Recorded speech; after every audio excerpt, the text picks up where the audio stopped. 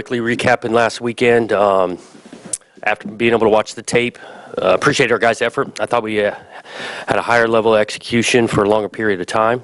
I think in all three phases. Offensively, obviously, kind of what I thought on the game. Jake really played well. Decisions, I think he's accurate with the ball. AP ran well. O-line did a good job. So that's nice to, and really their responses in the third quarter after the UCLA gets some scores for us to come back and get some scores was huge. Defensively, still think we show up in the backfield. We got to continue to grow on the run defense end, but we had some opportunities, just missed some tackles. And, credit to those guys. They got some athletes.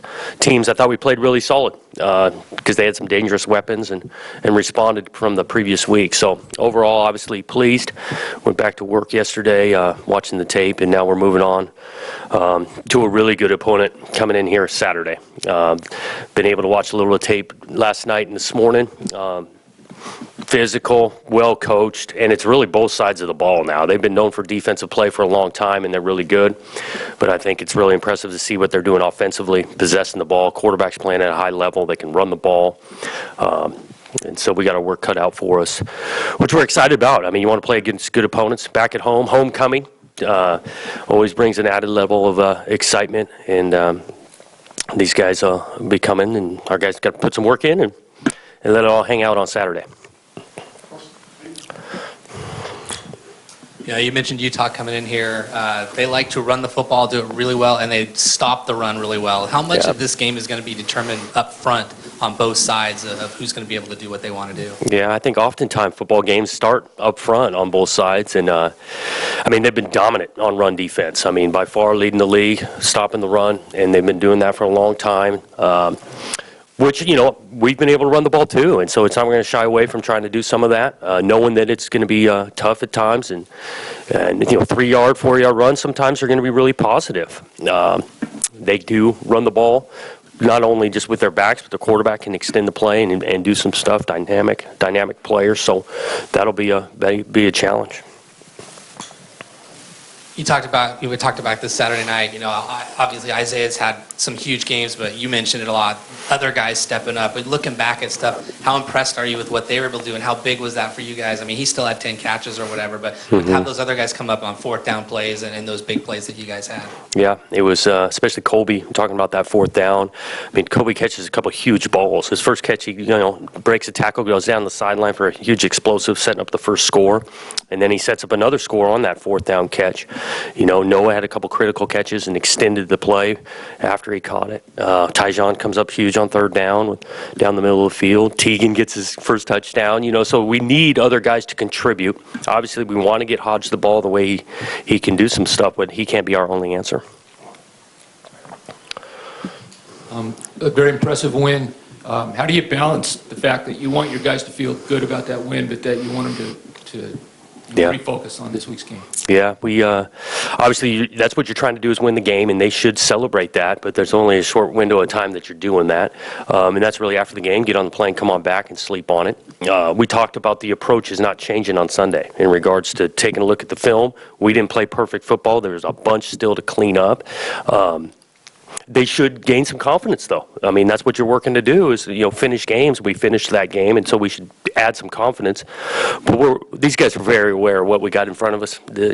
Utah, and then what the schedule is left. We got some good teams on the horizon. I know we've talked a lot about Jake, just, the great performance he had, player of the week this week, and also Daniel Rodriguez. I know he's been doing a good job all year punting, that 62-yarder, and then the drop kick thing on there. How cool is that to see him be rewarded, and how big has he been for you guys so far? Yeah, he's been big. He's punted the ball really well. And we felt confident going into the season. He had a great experience last year, did some really good things, and then coming back. And he's got a unique skill set. We're not always kicking it the same every time we're punting the ball. We're moving him at times. Sometimes we're keeping him in the pocket. So he works really hard at his craft. And obviously, the little onside kick that we get, there takes a little level of skill that D-Rod worked on for a few weeks to get that done. How'd you come out of the game injury-wise? Nothing major. Obviously the typical bumps and bruises, but nothing major. Still hoping to get a couple of guys back. Jalen Moore is close, not there on Saturday. Hopeful for him this weekend. I think Jamar will feel even better. He hasn't been 100% the last couple of weeks, and hopefully he's closer to that this Saturday. You mentioned the onside kick. Had you put that drop kick in, from the start of the season, and is that the kind of thing that Right. People are going to have to maybe watch it for? We not at the start of the season. We had it in for a couple of weeks now, and we'd been working it. Actually talked about it. We're going to kick off from the 50. Let's try this thing. And so we didn't have it in fall camp, but Coach Cook and that crew is always looking at cool stuff out there, trying to find an edge. They scored to get it within 10 with like a little under 9 minutes left, and you guys had that 7-minute drive there that Jake capped off. Just how impressive was that drive for you guys to milk the clock? And what was your kind of approach going into starting that drive? Yeah, it was a big, really finish the game type drive. Had a couple of huge third downs, especially when I think it was 3rd and 8. Jake steps up in the pocket, hits Hodgins over the middle to convert there. There's a monster play in the game. And then, we want to be able to gain some first downs, eat that clock, and it got done. I mean, the old line did a great job. We were able to run the ball a little bit. I thought Brian called some good plays because it wasn't all just dive inside, like he's creating some things. Gave the around to Tyjon, ran naked where Luton keeps the ball. So diversity in the play calling to win the game. Coach, last week you were talking about playing a full 4 quarters, and that's something you did against UCLA. How do you do that and replicate it against like a better team in Utah? Yeah, it's another chance to do it. Again, it comes to your preparation during the week and then trusting that preparation on Saturday. Execution is going to be of the utmost importance against this is a good football team we're playing. I mean, on both sides, on teams, they got good athletes starting the line of scrimmage, so nothing's going to be easy or given. We're going to have to go earn it.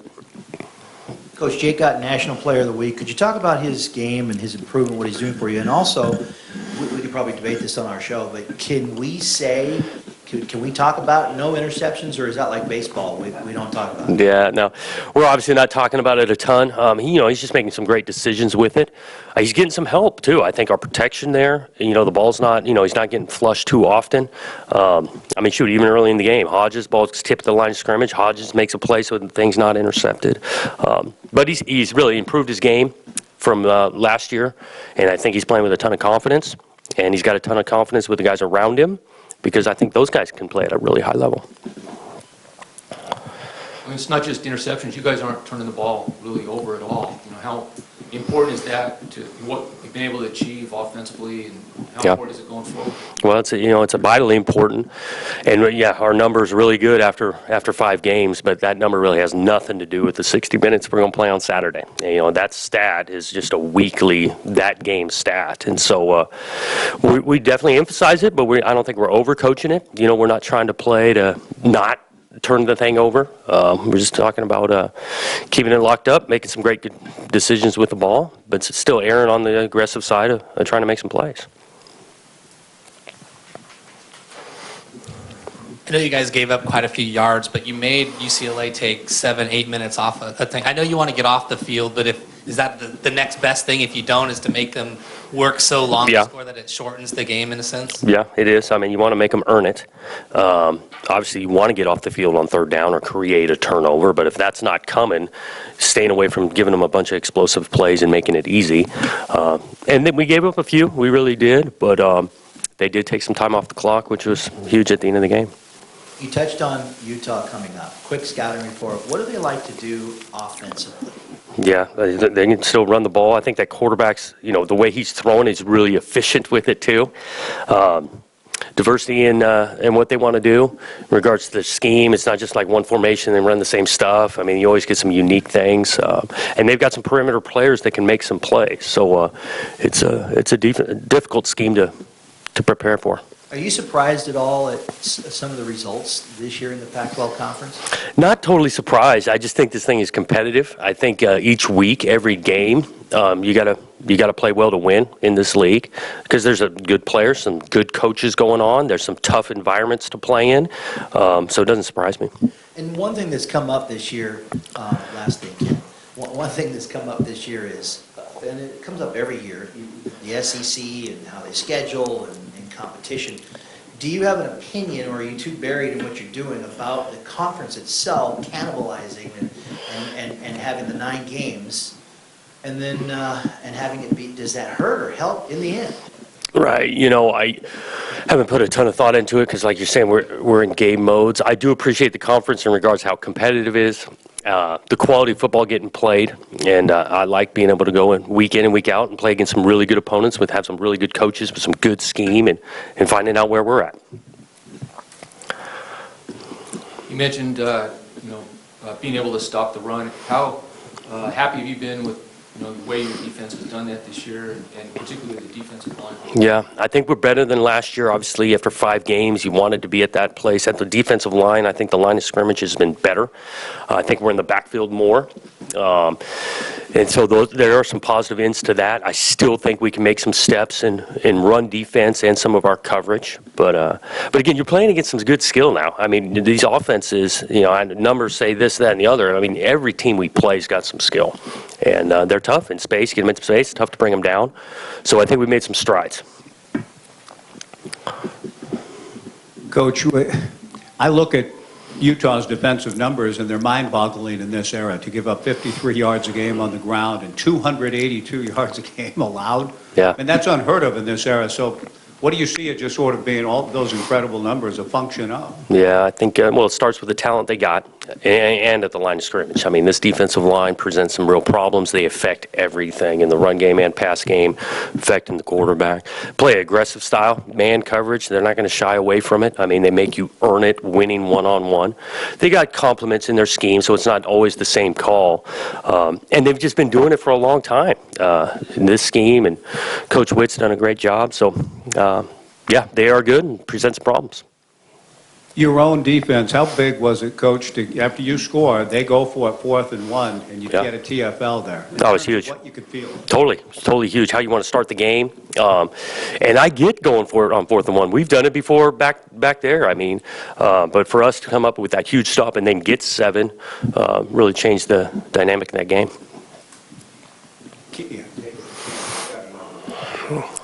Okay, thanks, Coach.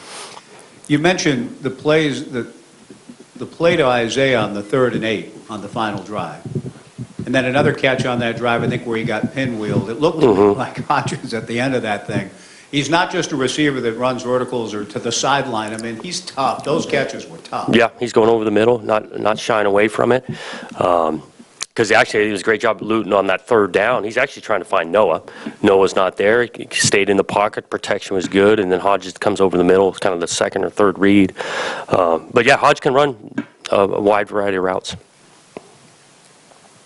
What's Irish's injury status? How likely is he? He's questionable. We'll kind of see how he goes this week. He was definitely going to be out last week, but I think he's got a chance. It all kind of depends on Tuesday, Wednesday, Thursday. Champ Fleming's on the one play where AP ran him over.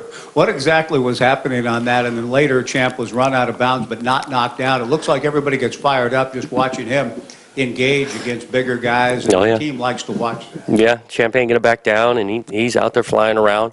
The one he gets knocked down on, he takes a nice, healthy, wide split. We think the ball's probably going to be well inside of him, but it didn't. And so he's got the right leverage on the guy he's blocking, but AP just runs him over. Yeah. Okay, guys.